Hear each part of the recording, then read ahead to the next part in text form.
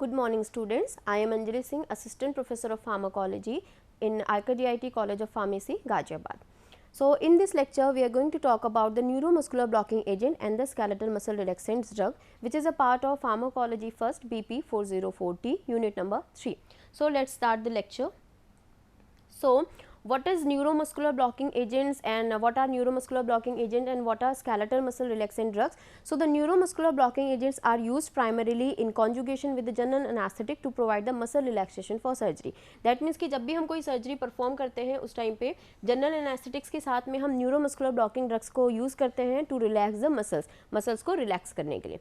Now the skeletal muscle relaxants are the drug that act peripherally at the neuromuscular junctions.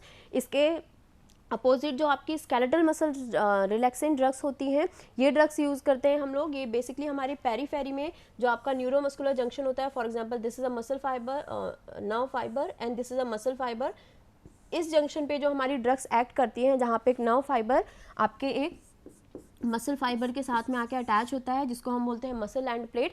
यहाँ पे जो drug act करती हैं उन्हें हम बोलते हैं skeletal muscle relaxants drugs. So centrally acting muscle relaxants are used mainly for painful muscle spasm and spastic neurological condition. That means कि जब नर्व डैमेज की वजह से न्यूरोलॉजिकल कंडीशंस होती हैं, उनको ट्रीट करने के लिए हम centrally acting muscle relaxants drug use करते हैं. So in this lecture we are going to talk about in detail of neuromuscular blocking agent and skeletal muscle relaxants drugs. So this is the first classification of peripherally acting muscle relaxant drug. These drugs are peripherally acting muscle relaxant drug means कि ये drugs हमारे periphery में जाके हमारी muscles को relax करने में हमारी help करेंगी. So in classification we have two main category of the drugs. In first category we have neuromuscular blocking agents. In second category we have the directly acting agents. So in first category we have two subcategories. In first subcategory is non-depolarizing or competitive blocker drugs. In second subcategory we have the depolarizing blocker drugs. So non-depolarizing और depolarizing blocker में क्या difference है? Basically ये जो इनका नाम है, ये इनके मैकेनिज्म ऑफ एक्शन को सजेस्ट करता है. इनके मैकेनिज्म ऑफ एक्शन के अकॉर्डिंग ही इनका नाम रखा गया है. आपकी आगे जाके अभी मैं इस लेक्चर में आपको बताऊंगी कि what is the difference between the non depolarizing blocker drugs and the depolarizing blocker drugs. So in non depolarizing blocker drugs we have three sub categories. In first category we have the long acting drugs, for example D tubocurarine. In second category we have the intermediate acting drug. In third categories we have the short acting drugs. तो इन drugs के duration of action के according इनको तीन सब category में divide कर दिया गया है.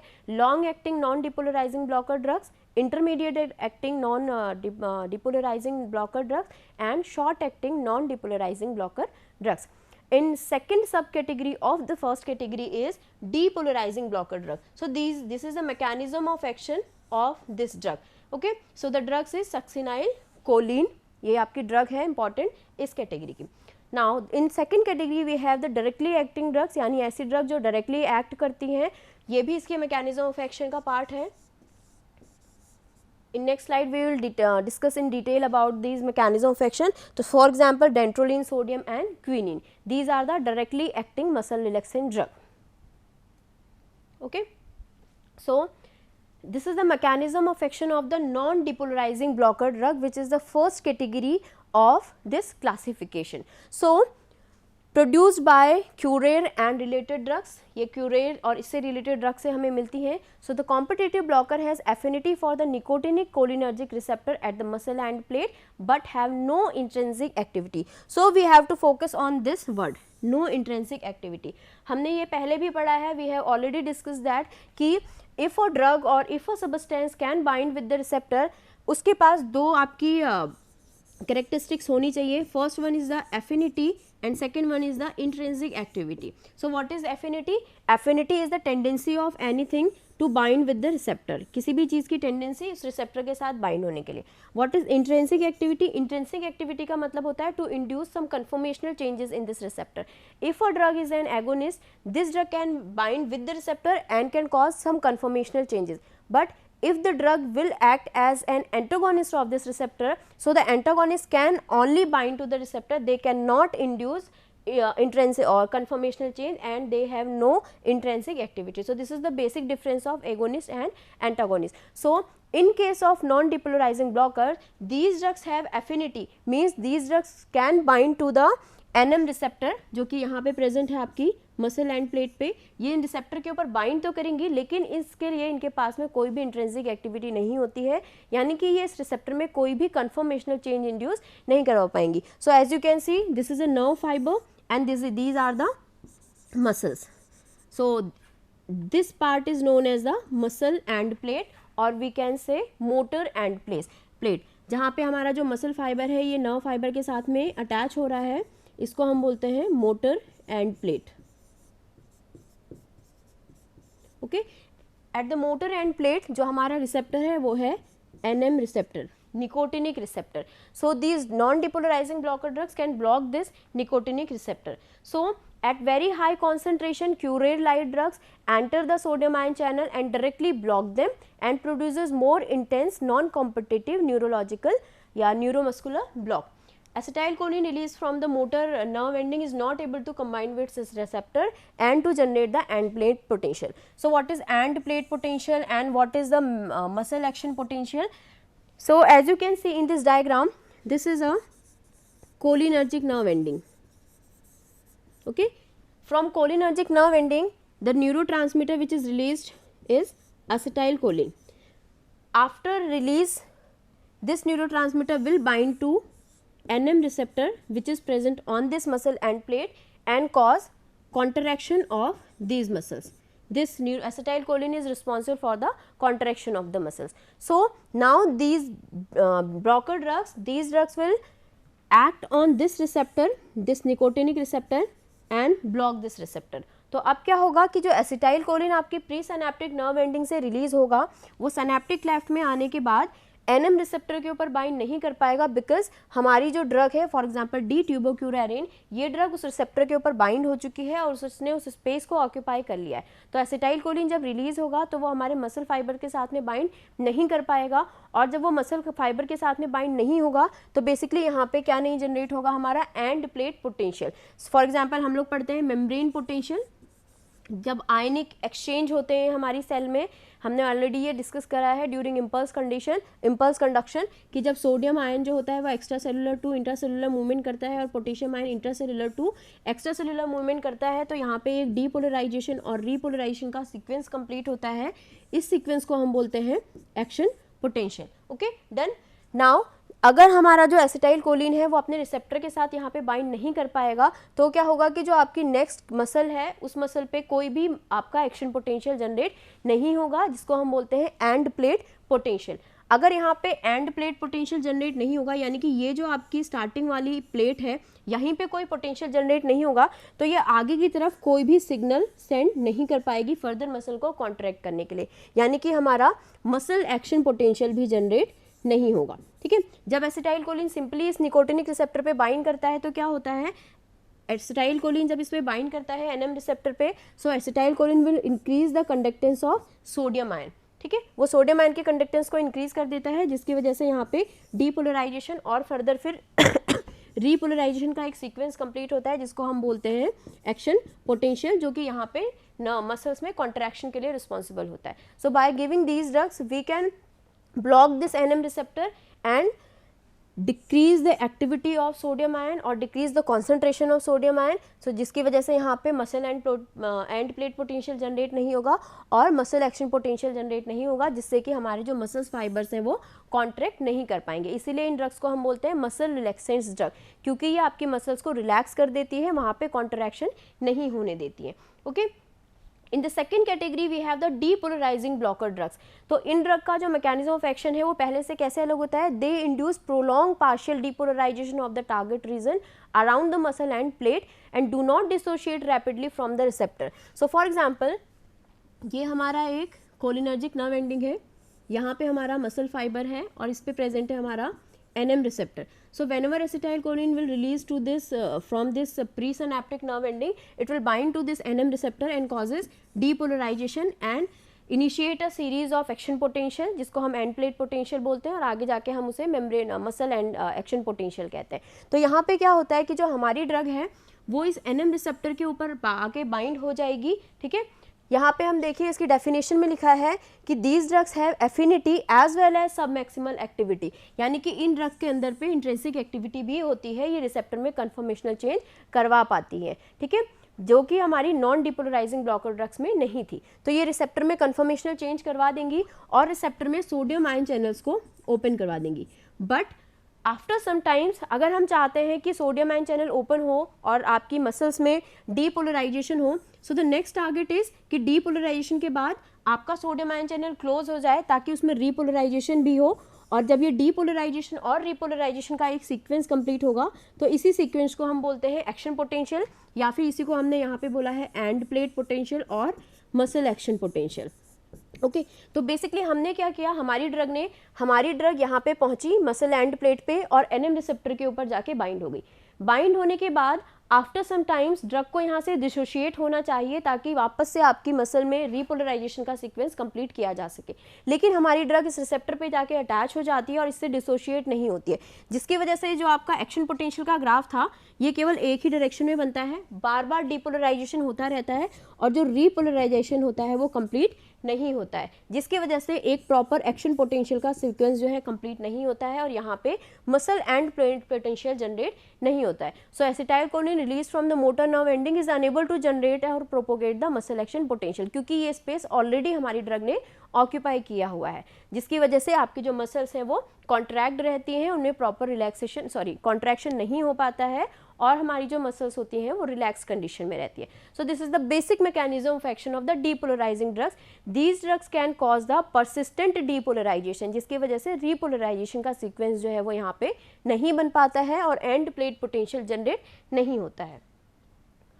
Now these are the pharmacological action of this skeletal muscle relaxant drug. So first effect is on the skeletal muscle. So जब भी हम इन ड्रग को अपनी स्केलेटल मसल्स पे अप्लाई करते हैं, for example non depolarizing blocker drugs, these drugs can rapidly produce the muscle weakness, क्योंकि आपके मसल्स को कॉन्ट्रैक्ट नहीं होने देती हैं तो ये मसल वीकनेस की कंडीशन करती हैं। So small fast response muscles जो इनिशियली आपके थोड़े से कॉन्सेंट्रेशन में ही रिस्पॉन्स शो कर देती है वो होती है आपकी फिंगर्स की, और एक्स्ट्रा ऑक्यूलर मसल्स जो सबसे पहले अफेक्ट होती हैं इन ड्रग से। After that we have seen paralysis, जो कि आपके हैंड्स और फीट की तरफ स्प्रेड होने लगता है, एंड आफ्टर दैट जैसे ही हम ड्रग की कॉन्सेंट्रेशन और बढ़ाएंगे, arm, leg, neck, face, trunk, intercostal muscles and diaphragm. At the end जो आपका रेस्पिरेशन है वो स्टॉप हो जाएगा, यानी कि जैसे जैसे हम ड्रग की कॉन्सेंट्रेशन बढ़ाते जाएंगे ड्रग का जो इफेक्ट है वो और ज़्यादा सीवियर होता जाएगा। इनिशियली हमारी ड्रग जो है वो मसल वीकनेस कॉज करती है, बट आफ्टर दैट ये पैरालिसिस की कंडीशन और लास्ट में ये रेस्पिरेटरी डिप्रेशन की कंडीशन कॉज करती है। Next effect of this skeletal muscle relaxant drug is on autonomic ganglia. So because the cholinergic receptor in autonomic ganglia are nicotinic receptor, ठीक है, तो जो हमारे ऑटोनोमिक गैंग्लिया होते हैं उन पे जो आपका रिसेप्टर है वो है आपका एनएन रिसेप्टर, ठीक है, और यहाँ पे जो ड्रग्स हम दे रहे हैं वो किस पे दे रहे हैं, निकोटिनिक रिसेप्टर की ब्लॉकर ड्रग दे रहे हैं जो कि स्पेशली एनएम रिसेप्टर पे काम करती है, बट कुछ फ्रैक्शन में ये ड्रग हमारे एनएन रिसेप्टर के ऊपर भी काम करती हैं। So these drug competitive neuromuscular blockers produces some degree of ganglionic blockage, यानी कि ये हमारे गैंग्लिया को ब्लॉक करने का काम करती है। तो गैंग्लिया जब ब्लॉक होगा तो क्या होगा, ये आपका प्री सिनेप्टिक फाइबर है, यहाँ पे आपका गैंग्लिया, ये पोस्ट, और यहाँ पे है आपका टारगेट ऑर्गन, और गैंग्लिया पे प्रेजेंट है हमारा एनएन रिसेप्टर और यहाँ पे रिलीज होता है एसिटाइल कोलिन इस रिसेप्टर पे बाइंड होने के लिए। तो हमारी ड्रग अगर एनएन रिसेप्टर को ब्लॉक कर देगी तो यहाँ पे जो एसिटाइल कोलिन रिलीज होगा वो अपने रिसेप्टर के ऊपर बाइंड नहीं हो पाएगा, जिसकी वजह से ये कुछ अमाउंट में गैंग्लिया को ब्लॉक करने का इफेक्ट शो करती है। Okay, next effect is histamine release. So D tubocurarine reduces increases the release of histamine from mast cell. तो हमारी जो आपकी skeletal muscle cell relaxant drugs होती हैं, these drugs can induce the release of histamine and can cause the condition of hypotension because the tendency of histamine is to dilate the blood vessels। जो histamine होता है वो हमारी blood vessels को dilate करने का काम करता है, जिसकी वजह से hypotensive condition देखने को मिलती है।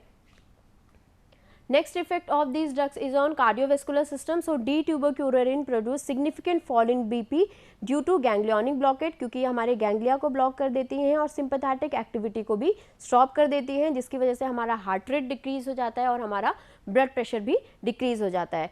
और आपकी ब्लड वेसल्स क्योंकि डायलेट हो गई हैं तो हमारा वीनस रिटर्न यानी हार्ट के पास जो ब्लड जा रहा है वो भी रिड्यूस हो जाएगा, जिसका मतलब कि डायरेक्टली हमारा कार्डियक आउटपुट भी रिलीज जो है वो डिक्रीज हो जाएगा। The next effect of this drugs is on GIT, so the ganglionic blocker activity of competitive blocker enhance the post operative paralytic ileus after abdominal operation.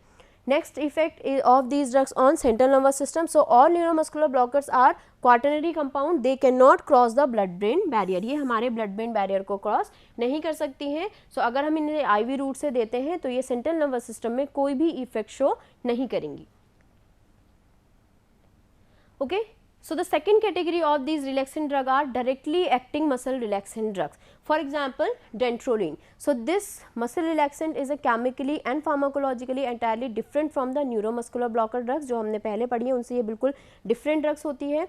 Okay. So what is the mechanism of action of this drug? So dantrolene acts on the RYR1 receptor, means ranitidine receptor. ये जो drug होती हैं ये ranitidine receptor पे काम करती हैं. तो इस पूरे इस रिसेप्टर का फुल नेम है RYR1 ryanodine receptor calcium ion channel in the sarcoplasmic reticulum. तो हमारी जो सेल्स होती हैं उनके अंदर सार्कोप्लाज्मिक रेटिकुलम में कैल्शियम आयन जो होता है वो स्टोर्ड फॉर्म में रहता है. तो अगर आप चाहते हैं किसी मसल को कॉन्ट्रैक्ट कराना तो आप दो चीज़ें कर सकते हैं. पहला कि उसमें कैल्शियम आयन चैनल को ओपन कर दीजिए जिससे कि एक्स्ट्रा सेलुलर से इंट्रासेलुलर कैल्शियम आयन का मूवमेंट होने लग जाए जो कि कॉन्ट्रैक्शन के लिए रिस्पॉन्सिबल होगा. या फिर आप दूसरा काम क्या कर सकते हैं कि जो आपने स्टोरेज में सार्कोप्लाज्मिक रेटिकुलम के अंदर कैल्शियम आयन रखा है इसको आप स्टोरेज से रिलीज करके साइटोसोल में फ्रीली मूवमेंट के लिए छोड़ दीजिए. तब भी जो हमारी मसल्स हैं उनमें कॉन्ट्रैक्शन हो सकता है. तो हमारे पास दो सोर्स होते हैं कैल्शियम आयन के. या तो आप एक्सटर्नल सोर्स से कैल्शियम आयन को सेल के अंदर लेके आइए और you can release the calcium ion which is already stored in sarcoplasmic reticulum. So these drugs will act on the RYR1 receptor जो कि आपका सार्कोप्लाज्मिक रेटिकुलम पे होता है आपका RYR1 रिसेप्टर. इन रिसेप्टर के ऊपर ये ड्रग एक्ट करती है and prevent depolarization triggered opening of this calcium ion channels and prevent contraction of these cells. So as you can see in this diagram, this is the nerve fiber and this is a muscle fiber. Okay. So nerve fibre से release होगा हमारा acetyl choline जो कि यहाँ पे अपने NM receptor के ऊपर बाइंड करेगा और एनएम रिसेप्टर के ऊपर बाइंड करने के बाद ये यहाँ पे कराएगा डीपोलराइजेशन और रिपोलराइजेशन का एक पूरा सीक्वेंस कंप्लीट जिससे यहाँ पे एक एक्शन पोटेंशियल जनरेट हो जाएगा. अब ये एक्शन पोटेंशियल हमारे मसल फाइबर में आगे की तरफ प्रोपोगेट करना स्टार्ट करता है और फाइनली ये पहुंच जाता है हमारे सेल के मसल के अंदर. और यहाँ पे पहुंचने के बाद ये हमारे मसल जो होती है इसके अंदर के इन्वायरमेंट को पॉजिटिव कर देता है जिसकी वजह से यहाँ पे जो सार्कोप्लाज्मिक रेटिकुलम के अंदर स्टोर्ड कैल्शियम आयन होता है वो फ्रीली साइटोसोल में आ जाता है which is responsible for the binding और coupling of the actin and myosin fibres which can cause the contraction. Okay. So now हमारी ड्रग क्या कर रही है वो इस सार्कोप्लाज्मिक रेटिकुलम पे प्रेजेंट राइनोटिडिन रिसेप्टर को ब्लॉक कर देती है जिससे जो कैल्शियम आयन है वो स्टोरेज से रिलीज नहीं हो पाता है और साइटोसोल में फ्री फॉर्म में नहीं पहुंचता है जिसकी वजह से ये मसल कॉन्ट्रैक्शन को नहीं होने देती है. So this is the mechanism of action of directly acting muscle relaxant drugs. So now The next drugs of this category is centrally acting muscle relaxant drug. जो हमने फर्स्ट कैटेगरी पढ़ी वो थी हमारी peripherally acting muscle relaxant drugs and now in this category we have centrally acting muscle relaxant drugs. So these are drugs which reduce the skeletal muscle tone by a selective action in the cerebrospinal axis without altering the consciousness. Cerebrospinal axis का मतलब कि ये जो drug है ये कहाँ पे काम करने वाली है ब्रेन और स्पाइनल कॉर्ड में. सो ये ड्रग सेंट्रली यानी कि हमारे सेंट्रल नर्वस सिस्टम पे एक्ट करके हमारे ब्रेन और स्पाइनल कॉर्ड पे एक्ट करके मसल्स को रिलैक्स करवाने में हमारी हेल्प करती है. इससे पहले जो हमने ड्रग्स पढ़ी थी आपकी peripherally acting muscle relaxant drugs वो ड्रग क्या करती थी पेरीफेरी में जाके पर्टिकुलर मसल एंड प्लेट पे काम करती थी या तो डायरेक्टली वो वहाँ पे डीपोलराइजेशन सीक्वेंस को कंप्लीट नहीं होने देंगी और these drugs can cause persistent depolarization और in next category we have the dantrolene which can bind with the rhinotidine receptor and blocks the release of calcium ion to from the sarcoplasmic reticulum. Now in this category we have the centrally acting muscle relaxant drug. These drugs will act on the cerebrospinal axis means the brain and spinal cord. They selectively depress spinal and supraspinal polysynaptic reflexes involved in the regulation of muscle tone without significantly affecting the monosynaptically mediated stretch reflexes. So all centrally acting muscle relaxants do have some sedative properties, because ये हमारे central nervous system पे act कर रही है तो इनमें कुछ amount में सेडेटिव प्रॉपर्टी होती है. So this is the classification of centrally acting muscle relaxants drug. So broadly we have categorized these drugs into 4 categories. In first category we have the mefensin congeners, for example mefensin and carisoprodol and so on. In next category we have the benzodiazepines, for example diazepam and some other drugs. In third category we have the GABA mimetic drugs, means these drugs will mimic the action of gamma amino butyric acid. ये drugs जो हैं वो gamma amino butyric acid के effect को mimic करेंगी, for example baclofen. And in last category we have the central alpha 2 agonist drug, यानी कि आपके centrally brain में जो आपका alpha 2 receptor है उसकी ब्लॉकर उसकी एगोनिस्ट ड्रग्स हैं ये, यानी कि ये जो अल्फा 2 ऑटो रिसेप्टर होता है इसके ऊपर एक्ट करके हमें सेंट्रली मसल रिलैक्सेशन को provide करवाएंगी. Now the mechanism of action of the first category, that is mefensin.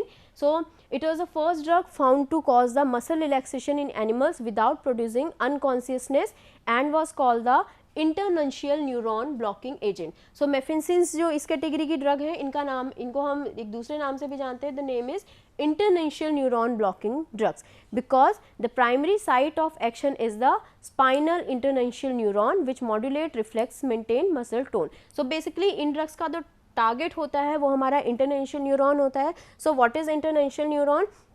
So as you can see this is the afferent pathway, यानी कि ये हमारा सेंसरी फाइबर है and this is the efferent pathway, ये हमारा motor fibre है. सो ये हमारी बॉडी से सिग्नल को हमारे ब्रेन तक लेके जाएंगे. ये आपका नर्व फाइबर जो कि ग्रीन कलर से मेंशन है यहाँ पे. And in spinal cord we have an intermediate nerve fibre जिसको हम बोलते हैं internuncial neuron.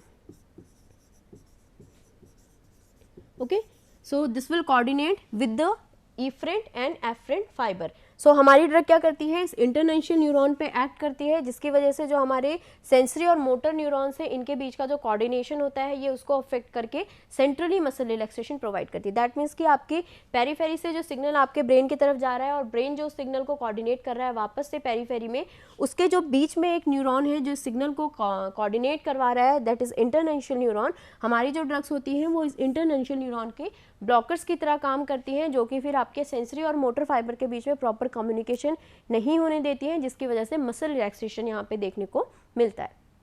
So it is not used clinically. These drugs cannot use clinically because orally it causes marked gastric irritation and injected IV it causes the thrombophlebitis and hemolysis and fall in blood pressure. So अगर हम इस drug को orally देते हैं तो ये drug जो होती है ये गैस्ट्रिक इरिटेशन कॉज करती है, और अगर इन ड्रग्स को हम IV रूट से देते हैं तो ये आपकी ब्लड वेसल्स की डिग्रेडेशन यानी हिमोलाइसिस का काम करती है और ब्लड प्रेशर को डिक्रीज करने का काम करती है. That's why we can not use these drugs clinically. It has been included in counter irritant ointment. जो आपके काउंटर इरिटेंट ऑइंटमेंट होते हैं उनमें इस ड्रग्स का यूज़ किया जाता है, where it's irritant rather than muscle relaxant property could be affording relief. जहाँ पे इनकी जो मसल रिलैक्सेंट प्रॉपर्टी होती है उसकी वजह से पर्सन को रिलीफ प्रोवाइड होता है.